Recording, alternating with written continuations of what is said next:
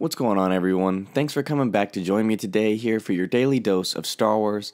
We've been talking a lot about Rey and Kylo and the Skywalkers on the channel recently, and why Rey and Kylo are who they are, and why I think they are who they are. And we are still going to continue that trend today because it doesn't matter what the video I post is about. I'm getting comments simply saying, Rey's a Kenobi. And that's it on a video, even if it's about Kylo Ren. So I thought it was about time we go over why Rey is not a Kenobi. Repeat, not a Kenobi. The common theory about Rey Kenobi is that she is Obi-Wan's granddaughter. Now let me stop this right here. The whole basis of this theory is already flawed. Obi-Wan would not have kids and abandon the Jedi Order. Even after the events of Revenge of the Sith, he still had a job to watch over Luke, which he did.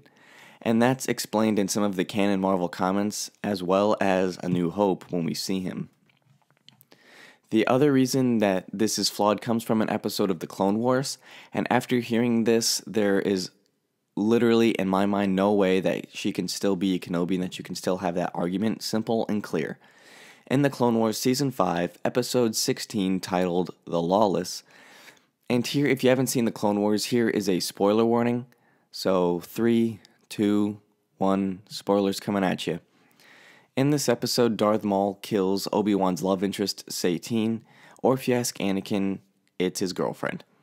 Before Darth Maul kills her, he holds Satine up and is slowly choking her, and Obi-Wan is being forced to watch, and even in the midst of all of this, he says, "You can kill me, but you can never destroy me.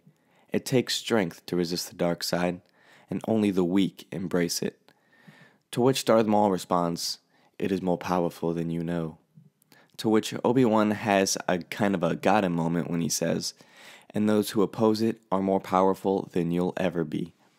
Darth Maul and Obi-Wan exchange a few more lines of dialogue, and then Darth Maul pulls Satine forward and he impales her with his black lightsaber.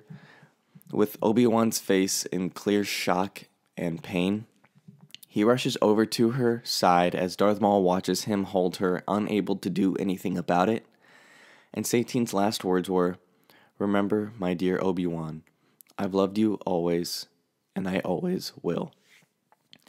Obi-Wan doesn't go off the rails and try to kill Darth Maul and lose his grip, but instead he is just wrapped up in his sorrow and is mourning Satine's loss. What this scene was meant to do, and all this scene was meant to do, was show how Obi-Wan and Anakin would act very differently to a very similar situation. That's it. Anakin would have tried to juggle both, and he did juggle both, being a Jedi and a husband, which is what led him down the dark side to begin with. Obi-Wan did not try and juggle both. He said that if Satine asked him to leave the Jedi Order and be with her, that he would have done that. She didn't ask him, but if she didn't, he would have done just that. He wouldn't have tried to be a Jedi by day and a husband by night like Anakin did. The point of Obi-Wan's character is to be the picture-perfect Jedi and follow orders and to do the right thing, which he has done time and time again. So it makes no sense as to why he would have ever decided to marry or have kids or break this consistent pattern of his character, because even after Revenge of the Sith and up until Vader struck him down in A New Hope, he was still devoted to the Jedi Order, watching over Luke, and even after he struck him down, his whole reason in letting Darth Vader strike him down was so that he could still be helpful to Luke. That right there should be enough to prove that Rey is not a Kenobi, but I know that someone will still comment, but Obi-Wan is the only person who calls Rey by name during her Force vision. So that's true, so let's talk about that. Obi-Wan does indeed call Rey by name in her vision, and this is ammunition that the Rey Kenobi camp thinks they have, but have you ever considered this? The fact that Obi-Wan has trained all of the Skywalkers before her. He taught Anakin, he taught Luke. Why wouldn't this trend continue and he train Rey too?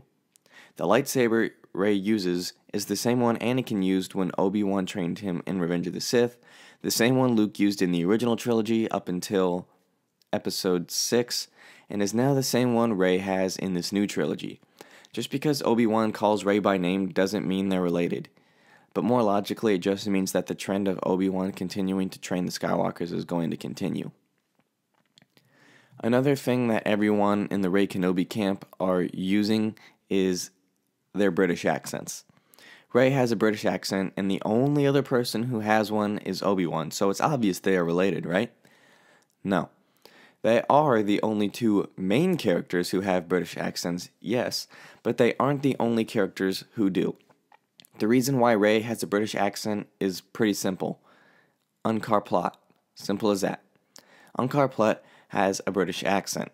You can make the argument that it's a different accent that isn't British, but that won't work or hold up because Simon Pegg, the actor behind Unkar Plutt, is British. If Unkar Plutt's accent isn't British and he's played by a British actor, then by that logic, Rey's accent isn't British either.